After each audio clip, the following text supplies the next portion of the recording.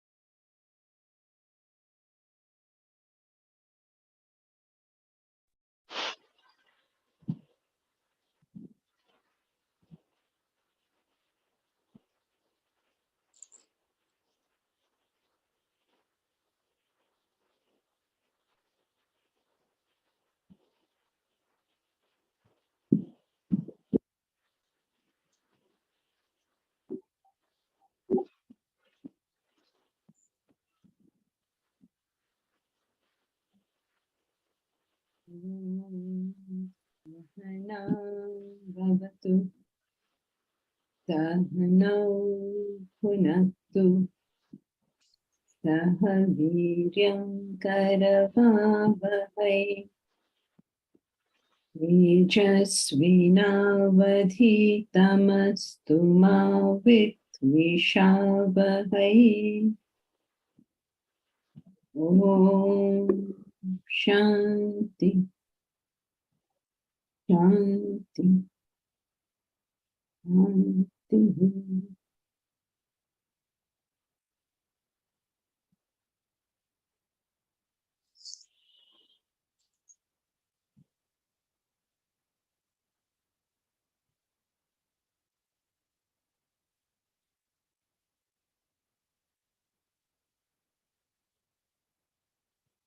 Any questions?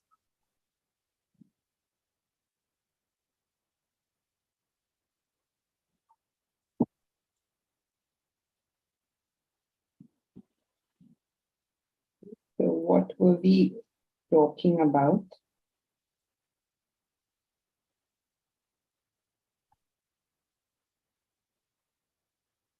How intellect takes in knowledge and that develops the intellect further. When the mind interrupts this process, then intellect loses knowledge, except that it doesn't lose knowledge, it is just covered. Because as soon as that emotion goes away, that same knowledge will resurface. So the intellect's role is not only to gain knowledge, but to also control the mental disturbance. When you're able to do this, if your intellect is able to gain the knowledge and control the mental disturbance, what happens, what you're now able to do is,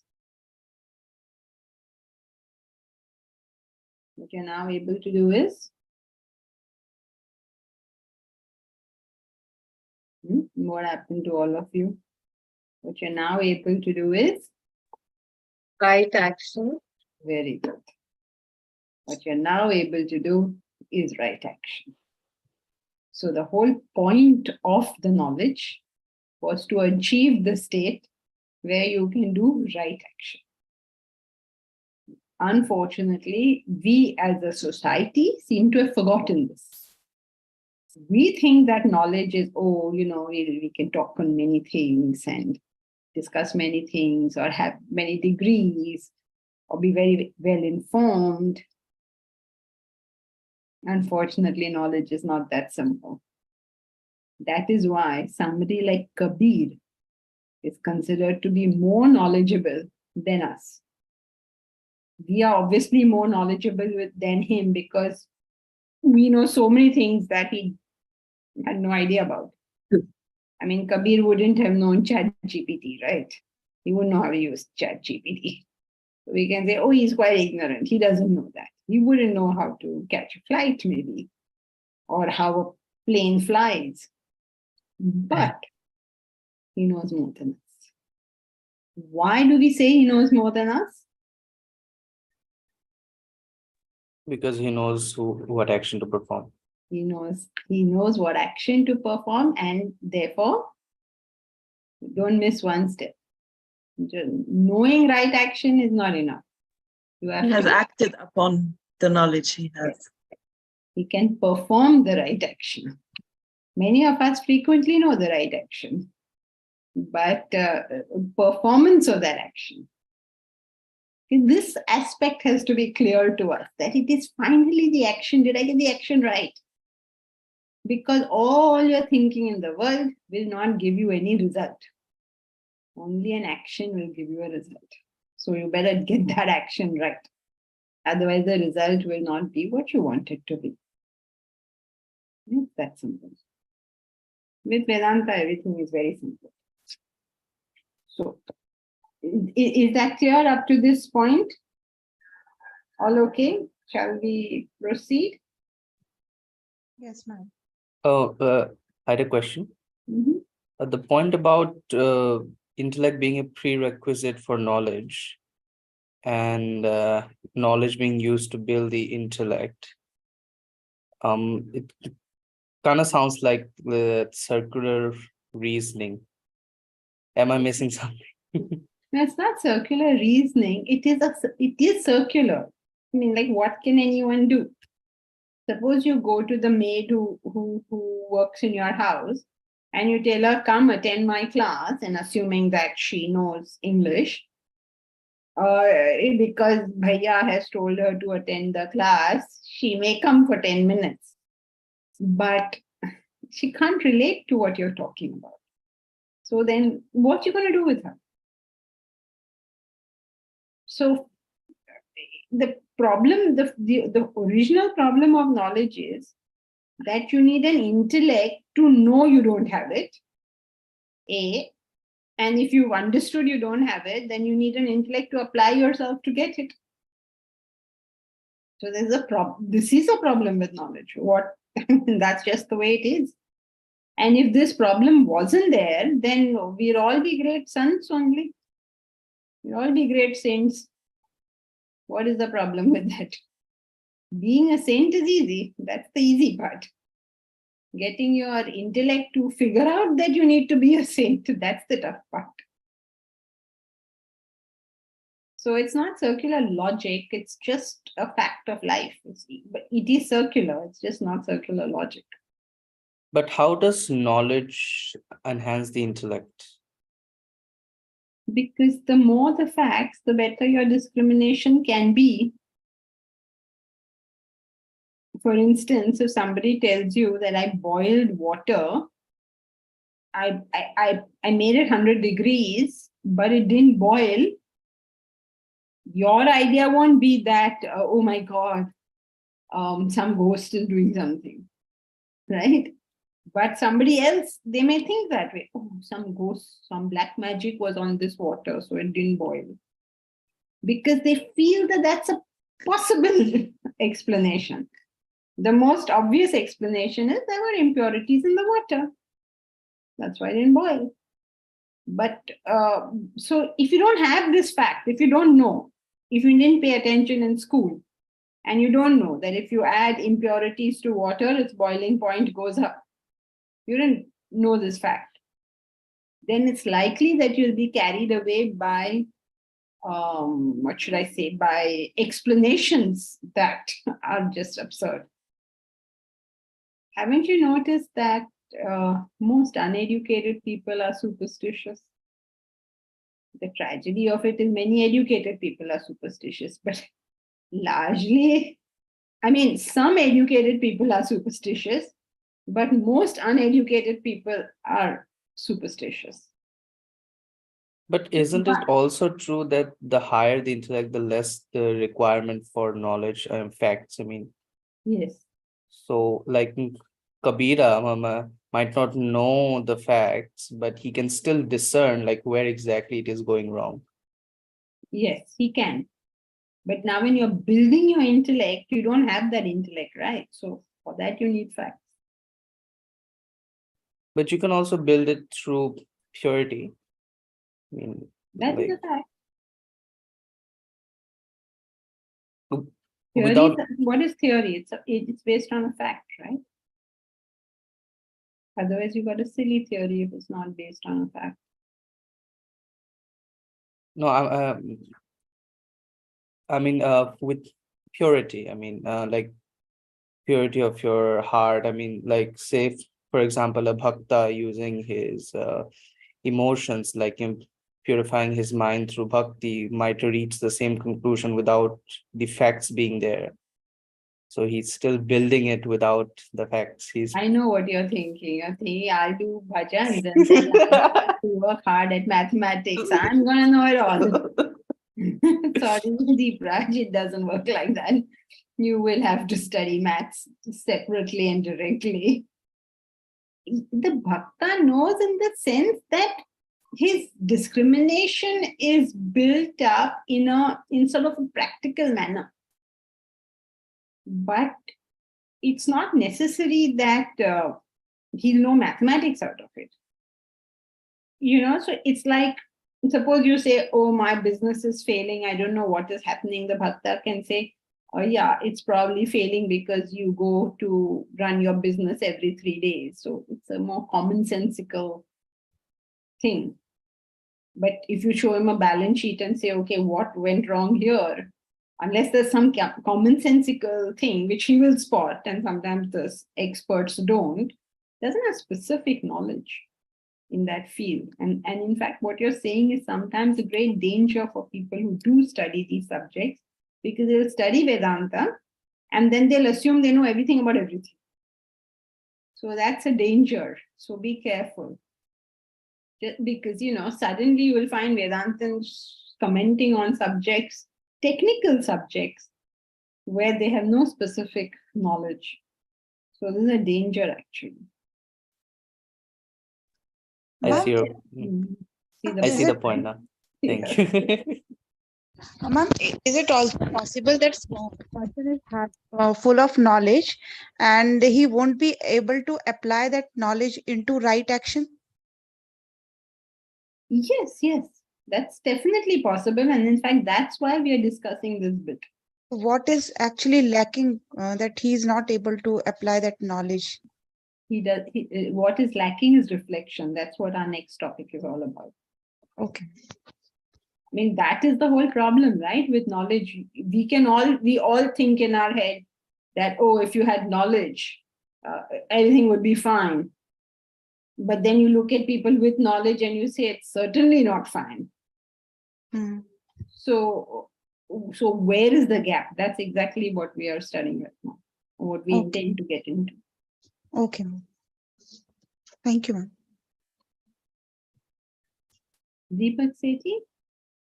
Yeah, just to be nitpicking, we have in the earlier sections said that knowledge has 3 stages, and in our language, knowledge is when you know, and by knowing, you have acquired the information, you have reflected on it, and you have even practiced it. That's how you know. So in that sense, when we say he has the knowledge but cannot perform, that's a conundrum. That cannot happen, because if he has the knowledge, he can perform. So coming back to the nitpicking part, so what we are saying is you may have the information, but you may not be able to perform because your knowledge was at the first stage and you need knowledge at the second and the third stage to be able to perform. Would that be the right way to put it? Yes, definitely. Yeah. But now Pravesh, I think, is new. So I didn't go into the saying that what that person has is information, not knowledge. But what you're saying is right. The person has information, not knowledge. Because then we'll have to now explain to Pravesh the difference between, which may be a good idea also. So Pravesh, let's go there then. Maybe everybody is come now new, right? Many new people I'm seeing. I think you'll have come from the Bhagavad Gita Yajna. So let's just go back, as Deepak Sethi told us, and just revise that bit, that there are 3 stages of knowledge. The first stage is where you gain the information about something. You may not have had any information about, let us say, Switzerland. And then you read the travel brochures or something, and then you get some information. Okay, so that's the first stage of knowledge. The second stage of knowledge is when you think about it. And the third stage of knowledge, when you think about it, you begin to understand something. They start fitting into place. And the third stage of knowledge is where that knowledge is really you. It's called dharana. In spiritual life, it's called dhyan. What is the third stage of knowledge called? Nididhyasana. Nididhyasana. The third stage is nididhyasana, which in spiritual life is meditation. But in worldly matters, it is just the capacity to be that knowledge. You are it. There is no difference between you and the knowledge. Such people have an amazing clarity in their field. Like as a doctor, they know how to diagnose. As an engineer, they know exactly what is happening with that particular machine, whatever they are looking at. As a parent, you know what is bothering your child. When you've thought about it enough, you digest the knowledge. And then, it's just, it is you. There is no difference between you and the knowledge. So these are the 3 stages of knowledge. So we are currently in the stage of manana, right? When we're in the stage of manana, this is the topic we are on. We are finishing the first topic, manana, reflection, second topic. Now we are going to try and understand how this manana converts into action or into wisdom. We do that. So 3 stages of knowledge. Pravesh, are you clear about this? And everybody Yes, else? yes, ma'am. Thank you, ma'am. So anybody else has a problem, because I realize you all have come in now. So if any gaps are left, please just draw it to my attention. We'll do that again. Is everybody who is new clear about this thing?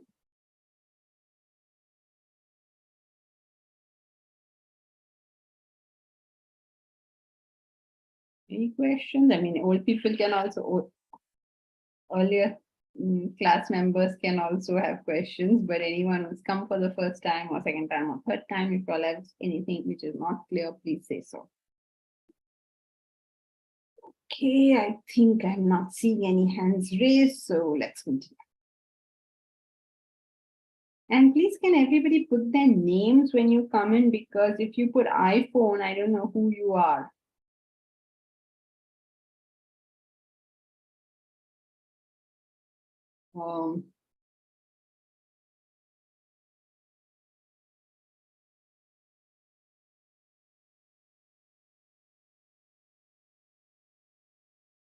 Why does reflection convert knowledge to wisdom? So what makes our information wisdom is reflection. But why does it do that? What is the mechanics? What actually happens that when you think about it, you start doing it? What is the difference between having information and wisdom?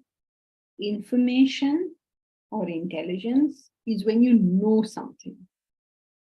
Wisdom is when you do it.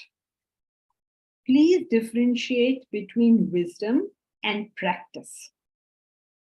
When you practice, that means you don't know it. You're practicing to become good at it. When you have wisdom, that is your automatic and instinctive way of behaving. You will always behave like that. You're not practicing anything.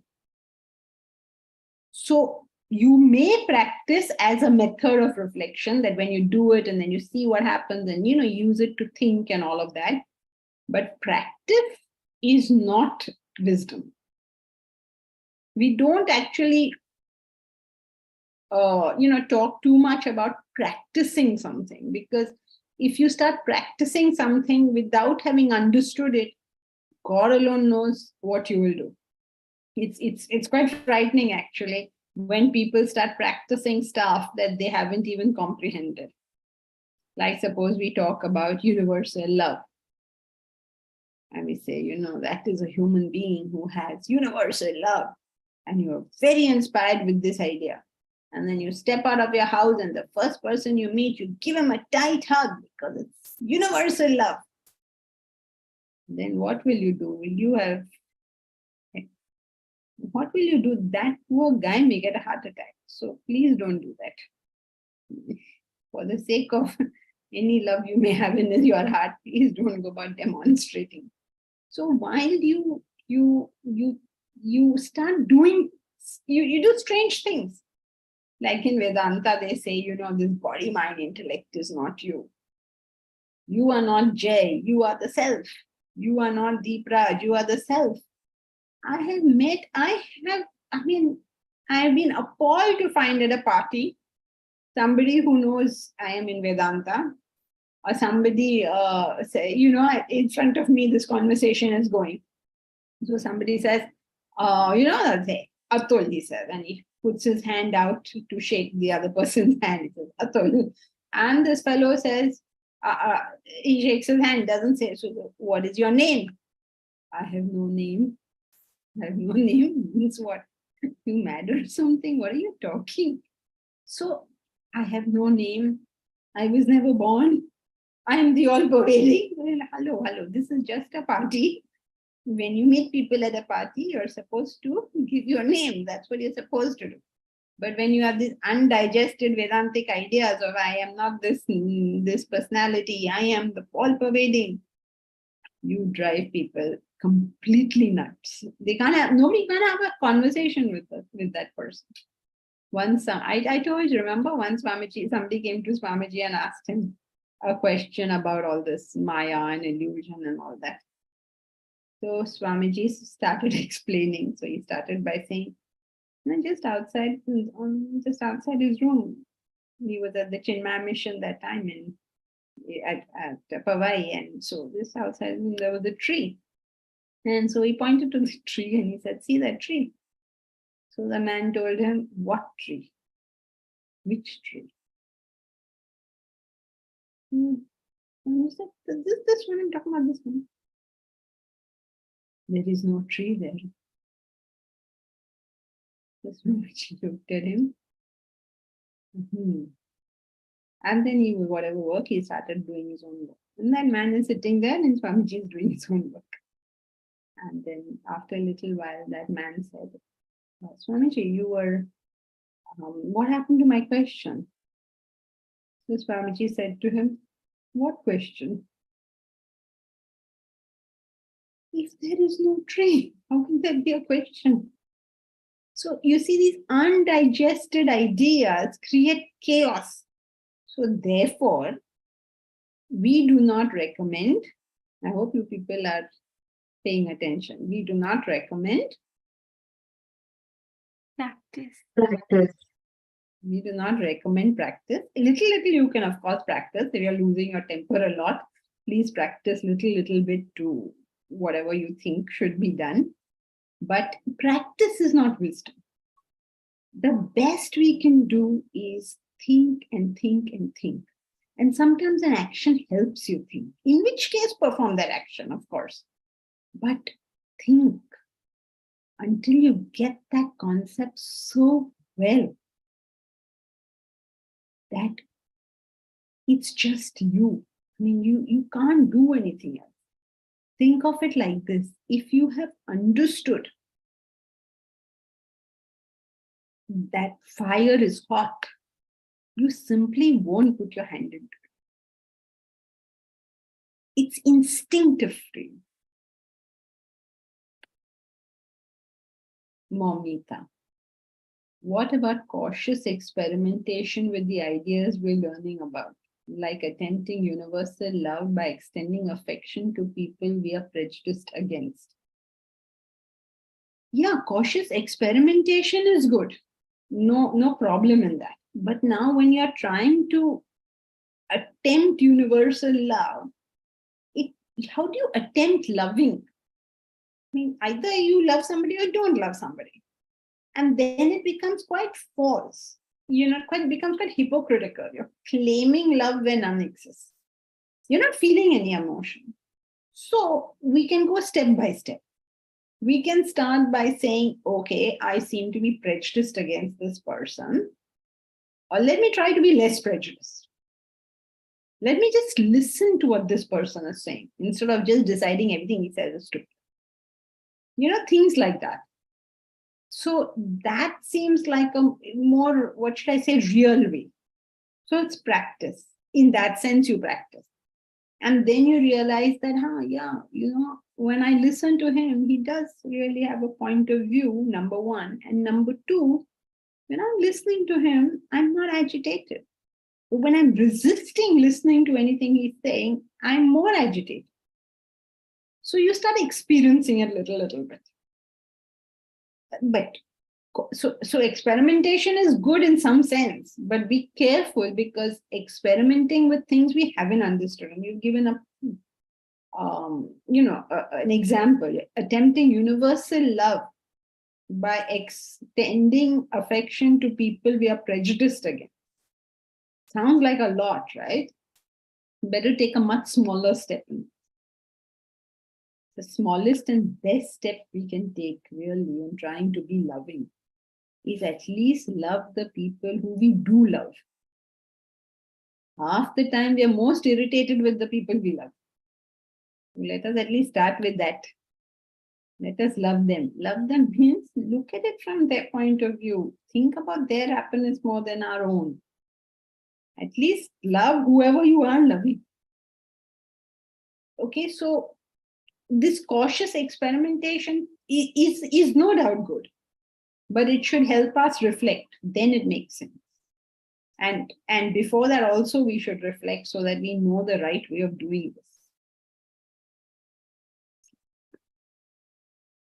Joyce, isn't reflection a form of practice? Not in the sense we are using the term, Joyce. By reflection, we are talking about getting up in the morning and studying. So if you mean, yes, you are practicing in the sense that you should study, so you are studying in that sense, yes. But here we're using it in a different sense. We're using it in the sense of you reflected on universal love. So in the course of the day, you just tried an experiment or two to see how it works for you. Okay. So I like Momita's term, cautious experimentation. Be cautious, please.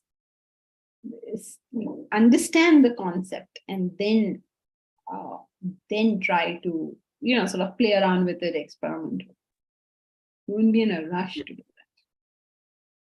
Yeah, so I actually did experiment with this concept like this, and it did teach me that when I deliberately drop my prejudice, like you said, it does alleviate my agitation. Yep, those laws work. So it's who you do practice, but practice is a method of learning, not practice as that I know what it is and I'm doing it. That's the difference between the two. Because you say I know what it is and I'm doing it, then that's can become dangerously fanatical.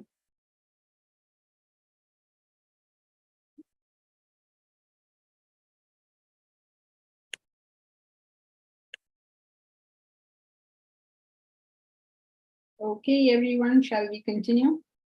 So reflection, our basic principle is reflection converts knowledge to wisdom. This is our basic principle. Now after we ask, why does it do so? Why does reflection lead to change in action? The repetition of thought causes a change in the grooves of one's nature. Can you give me very poetically put? So can you tell me what does it mean?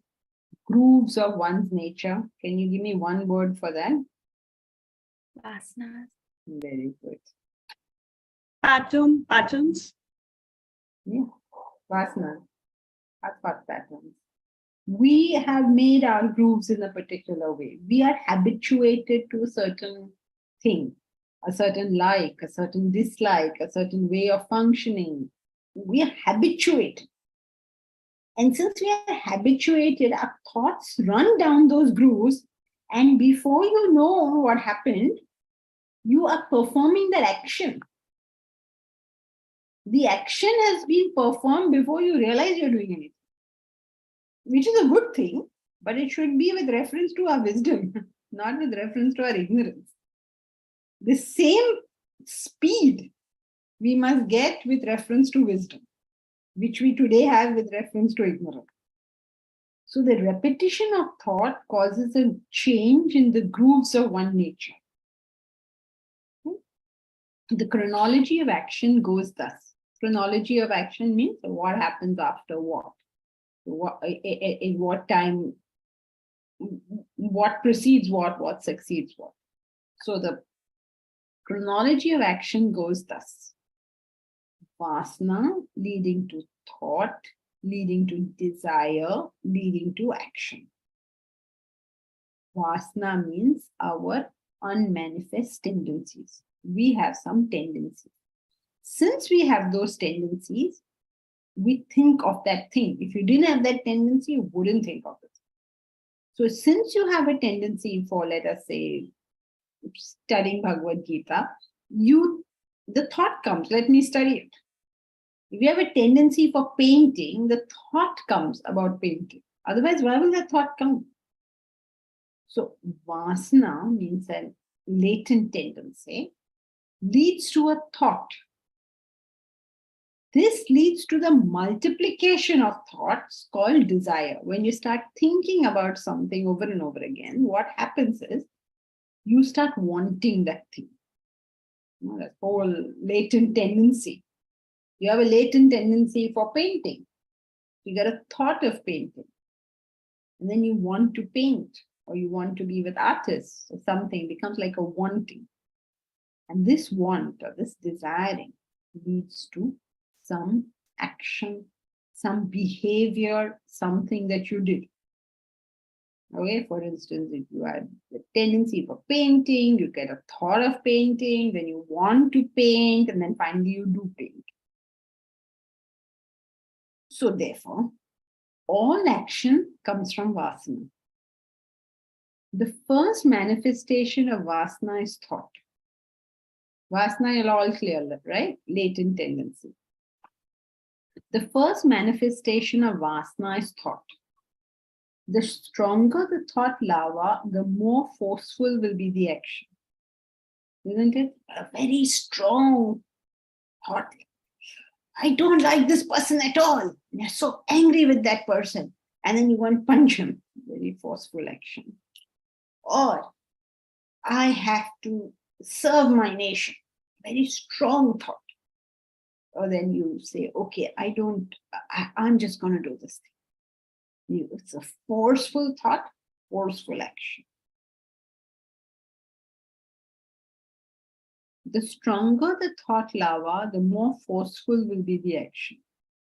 Repeated thought along a certain line in the past has strengthened a thought. How do these thoughts become so strong? They become strong because those thoughts go on and on and on. Suppose you keep thinking, I don't like my neighbor, I don't like my neighbor, I don't like my neighbor, I don't like my neighbor. And that you go on thinking, look at how crude he is, look at how bad-mannered he is, look, he never even said thank you. Look how, keep thinking like this. And then one day something small happens. He just says, "Can you pick up that paper for me, please?" And you say, "What do you think? I'm a servant?"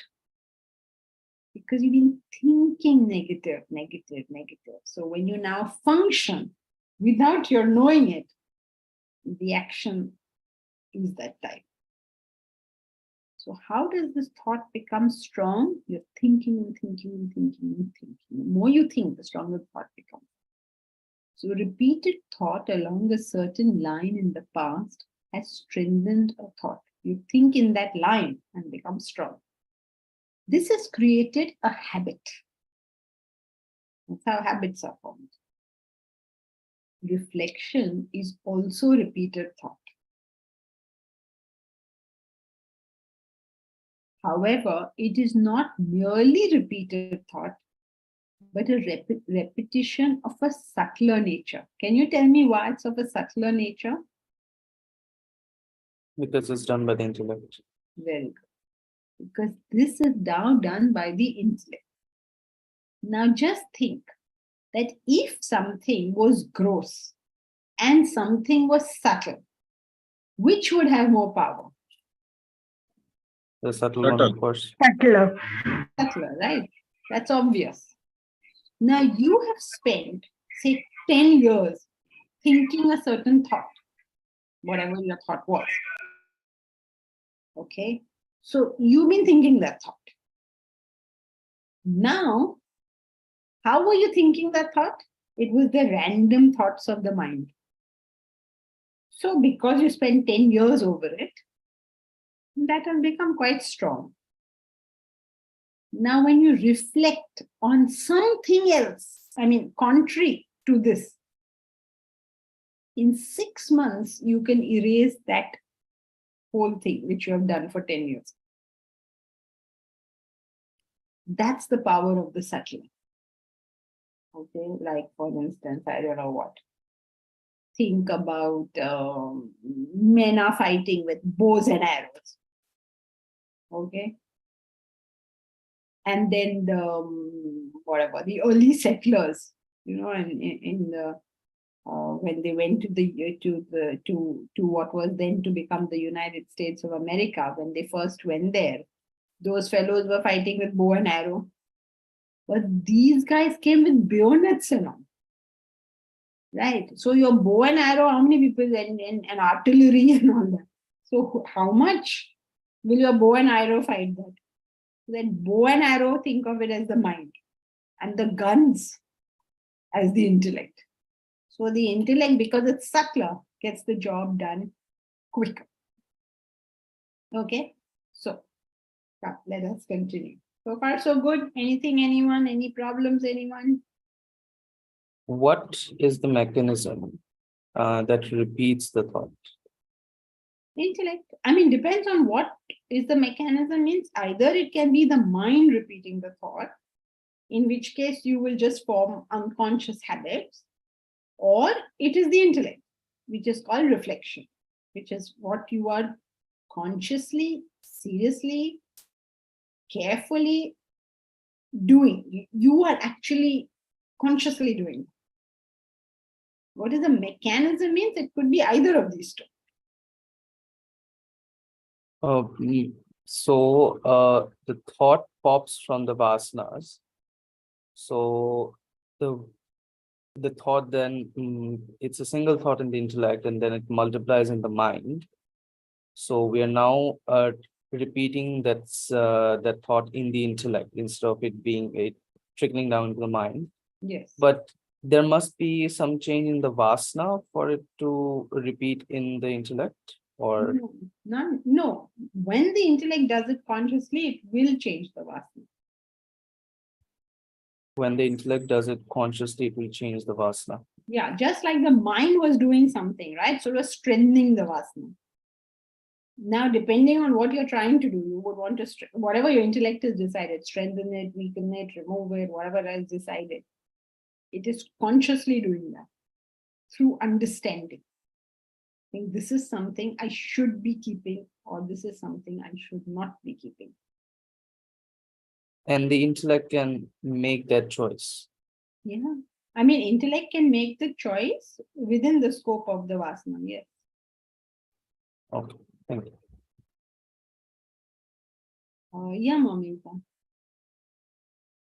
So to give an example, is like emotions are to the mind. So reason is to the intellect. So can we say reason is subtler than emotions? Yes. Always. Nah? How do you determine whether something is subtler or something is grosser? Who remembers? What is the yardstick to tell us whether something is grosser or subtler? It's all pervading. When it is subtler, Sorry, Anuja, you said something? Pervasiveness. Yes, number one. And second, Control. control. So how do you do? Very good. So how do you determine whether something is subtler or not? Something is subtler if it pervades something else, or whatever it pervades, that thing is gross. It's not all pervading. It need not be all pervading. You're only comparing two things. Take what? Give us an example. Take classical music and pop music. Classical music is considered to be subtler than pop music. Why? Because anyone who knows how to do classical music will know how to do the pop music, but everybody who knows pop music will not know classical music. Means they'll not be able to perform. By perform, I mean either intellectually be able to tell the notes or physically be able to sing, whatever they're doing. So everybody trained in classical music, okay, will be able to perform popular songs. But people who've learned popular songs will not be able to perform classical music. Therefore, we say classical music is subtler than popular music. Okay, if you can read whatever, if you can read Somerset Maugham, you can read nursery rhymes. But if you can read nursery rhymes, it doesn't mean you can read Somerset Maugham. So therefore, Somerset Maugham is subtler than nursery rhymes. Okay, so pervasiveness and control. So reason has pervasiveness and control over emotions. How is that? Reason can go wherever emotions go, but emotions cannot go where reason goes. Because by definition, mind goes into the known, intellect goes into the unknown. Okay, so your intellect can conceive anybody. If you like somebody, your intellect can know that person. But if your intellect likes something conceptually, intellect understands something conceptually, it's not necessary the mind can go there. Or anyway, the mind couldn't have gone there before the intellect. Jankiji, could you please repeat that last bit about why the intellect is subtler than the mind? Okay, so by definition, intellect can go in areas unknown. Mind always has to go to areas known. So if I ask you, do you like an apple? Okay, so you will answer that question by saying yes or no. I love apples, I don't love apples, your mind, whatever you feel, right? But now suppose I ask you, do you like rambutan? Do you know what a rambutan is? No. So now I need to tell you that there is this fruit rambutan. It's somewhat like a lychee. It is red in color. It has some kind of spikes. Now, who is learning all this? Your intellect is learning all this, right? Now that I've told you that it is like a lychee, it is red in color, it has these little spikes. Now your mind will go and say, yes, I think I will like it. I think it sounds nice. Or no, it doesn't sound nice. Yeah, lychee, yuck. Okay, so that feelings cannot come until the comprehension is there. Okay. And then control. Control is the second one. Now, this is it's a bad topic to come into. Intellect can control the mind. Mind has no capacity to control the intellect. Now, you are all going to argue this, I know, and say, no, my mind is very nicely controlling my intellect. The mind is not controlling the intellect. The intellect is asleep. And therefore, the mind is having free rein. But if the intellect opens just one eye like that, it opens, the mind will cease to have free rein. So there's a story, there's an Aesop's fable actually, that sort of expresses this idea quite nicely. There is the lion, he's the king of the jungle. He's lying somewhere and he's sleeping. You know the story, right? And then there's this little mouse that climbs onto the lion. It's so tiny that the lion doesn't even wake up. So tiny, that mouse. It climbs onto the lion, and then it sees a nice slide. You know how it doesn't. So the little mouse thought, this is a nice slide, and it's sliding down. And it was having a nice time, slide down with his nose, and then he'll jump and go back and okay. Now, this is the nature of the mind. The mind is fooling around, but now it doesn't mean this mouse, my mouse has any power over the lion. He happens to be sleeping. So once he wakes up, if he just opens one eye like that, then mouse will run for its life.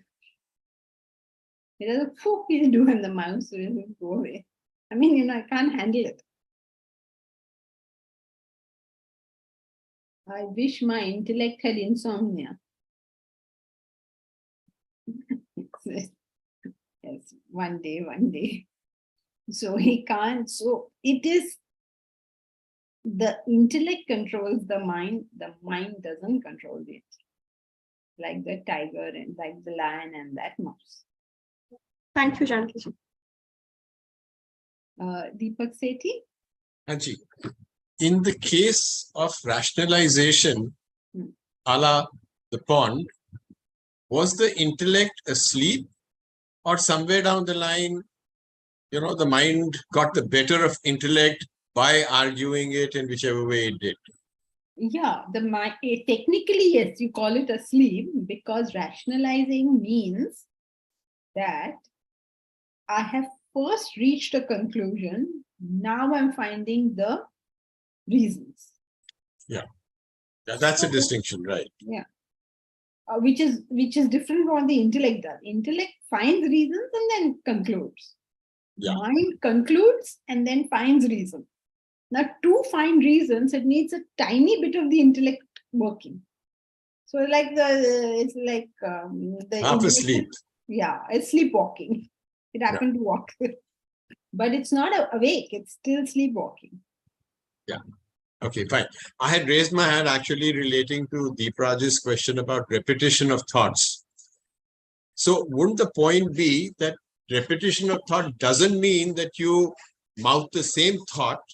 Because when you're bringing in your intellect, around the same thought, you bring in various angles around it. For example, I like this apple. Is apple good for my health? Should I be having it now? So it's not repetition of the same thought, and saying that the intellect is kind of supervising it. It actually means that you are thinking around that in a constructive manner, and that thinking will cut into the grooves and then help it solidify. Yes, that's correct.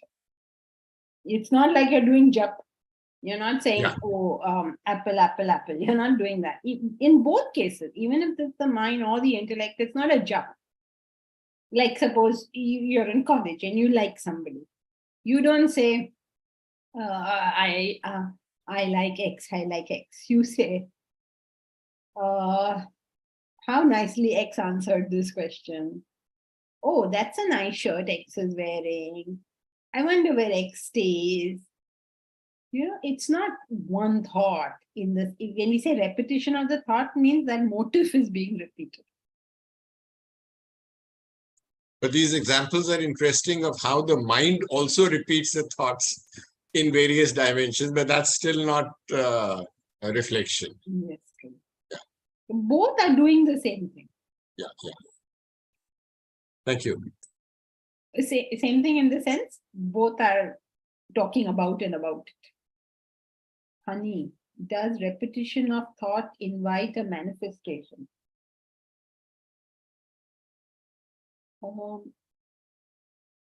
Honey, I don't know what exactly you mean by manifestation. Some people talk about it as if you think about it and it will drop into your lap. So they mean it like that. But we don't mean it in that sense. What we mean is, what is manifestation? When a thought manifests, that means the thought converts to action. So it is true that that thoughts lead to manifestation, which means that thoughts lead to action, and actions lead to results. Is that okay? Yes, thank you, ma'am. Ma'am, I have one question. The mind, can I ask?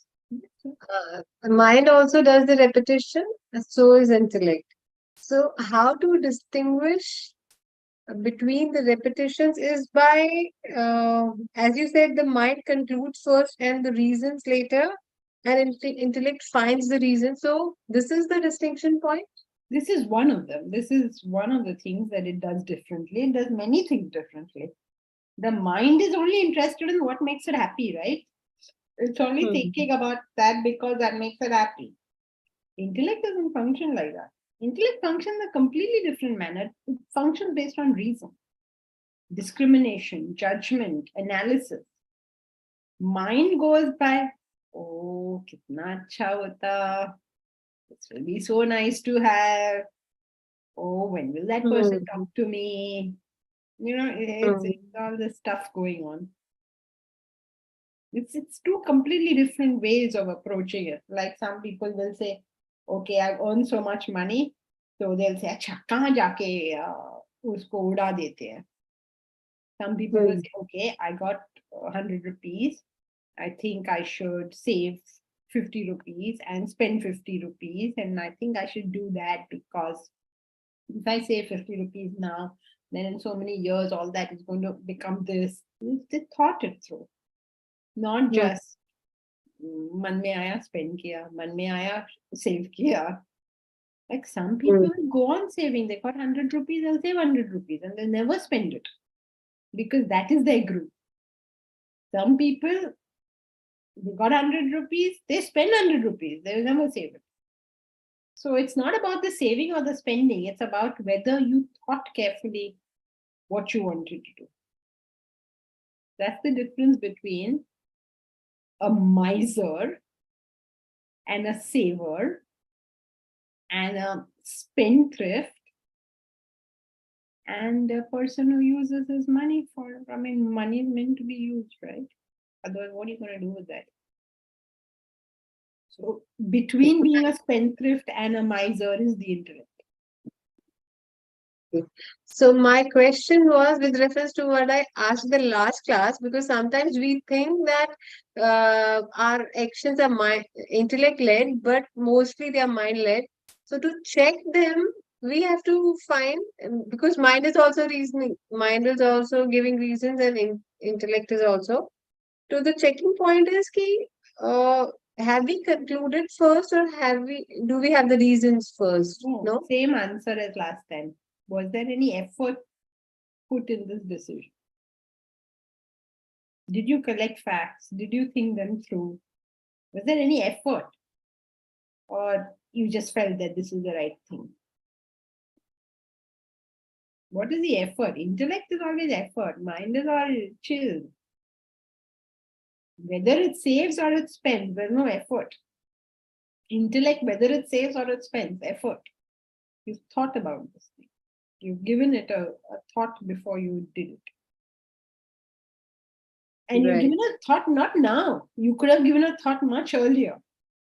Like every time you get your salary, you don't start thinking how much to save and how much to spend. You've already thought all this. Mhm. You already know. It's already in place. Right. Thank you. Momita. So rote learning does have its uses. Oh yes, definitely. Rote learning is very important. It builds up our memory. It's a very important thing. I don't know why people have such a bad, notion of rote learning. Rote learning is bad when it replaces reflection. That's when it's bad. Otherwise, rote learning is very important. It was very, very much a part of our education system in India. Because they had to learn everything. They had to learn the whole text by heart. And then they started reflecting on it. Because otherwise, you don't know that you got the right information first. And this is very important in life because we come to decisions based on our memory. And our memory is not good, we take erroneous decisions.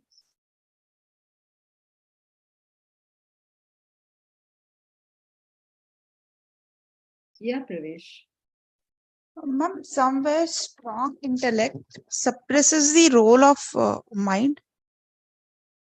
Intellect suppresses the mind? No, the mind suppresses the mind. Mind suppresses the mind. Yeah, because intellect cannot suppress the mind. Intellect is what gives it balance. Okay, so I'll give you an example. Now I am terribly attached to money and I get some money. Now I'm so attached to it, I can't spend it.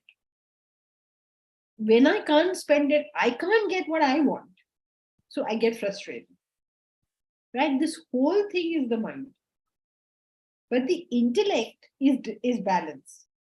It says, okay, I want money in the future. So with my money, I must do X, Y, Z. I also want other things. Money is not the only thing I want. For instance, I may want my family's happiness. So I must allocate some money so that they can have some money to spend also. You see, so intellect is balance. Mind is obsessed with something or the other. But if we having a strong intellect, then the thought that comes due to the mind, I think that will means that come again and again or not. It depends on the intellect itself. Yes, if the intellect is alert and alive, then it will be in control of any foolish repetition. Repetition of the mind is a very dangerous thing. So it will be very, very, what shall I say, careful that there is no unnecessary repetition of thought. But any unnecessary repetition of thought is going to lead to unnecessary action for certain.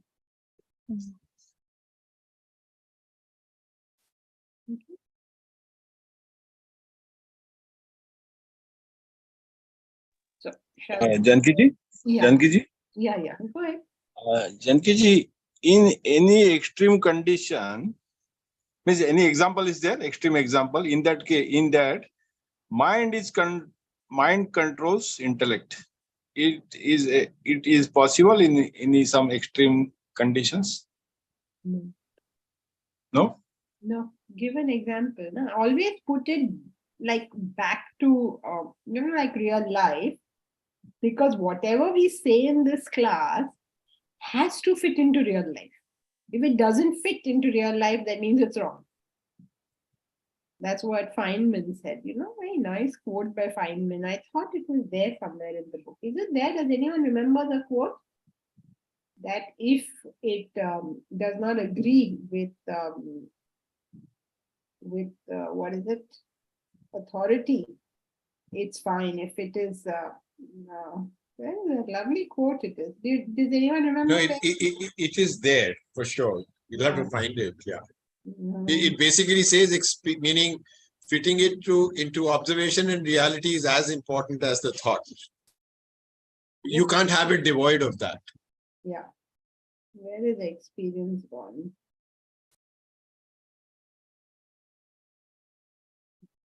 There's a beautiful quote that if it denies your experience, then you just cannot take it. If it is, where is it? God knows where it's gone.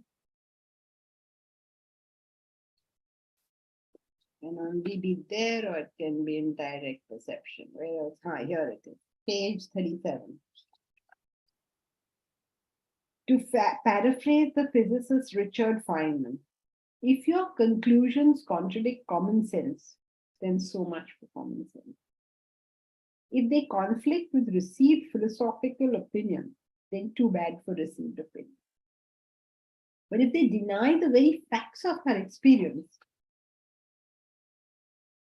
then you must consign your conclusion to the flames. So everything that you learn over here, just everything, has to fit experience. Otherwise, consign it to the flames itself. There's no point talking big. It has to fit. So give an example where there's an extreme situation and the mind is governing the intellect. Like when? Under no condition can the mind govern the intellect. Either the intellect is awake or asleep. If it is asleep, the mind will take over. If it is awake, the mind can do nothing. Or you give an experience to contradict that. Like when we say that if there's a mother who, otherwise the intellect would say she can't pick up the car, but as we say that if a child is under the car, sometimes the mother does pick up the car, or you don't think when somebody's dying, you don't think, shall I help them? It's the right thing to do, you just do it. That's in that sort of a... No, but why are you assuming that behaviors of the mind? Yes, you're right. These situations occur. But they will not occur if the mind was all worked up. Okay. Yeah. If your mind got agitated in those circumstances, you will sit down and cry. You will not lift that car. Right. The reason you pick that car up is because you're so focused on that moment. Because you just don't know, you forgot, you're not considered, is it possible, not possible, you're not thinking, you just go for it. But that's, it's so acutely into that moment. So it's not an example. And remember always that we are starting with some definitions of terms. Okay, as you change the definition, obviously the idea changes. Joyce, so the purpose of reflection is to keep the intellect awake. Yes, Joyce, that's correct. That is to keep it awake. Okay, so that's it for today. We will continue next time. Oh, next time is group discussion for you. So please do your, Mahesh, will you handle the group discussion for next time? You know the deal, you break up into small groups, discuss, and then when we meet again, we will have a big GD. Is that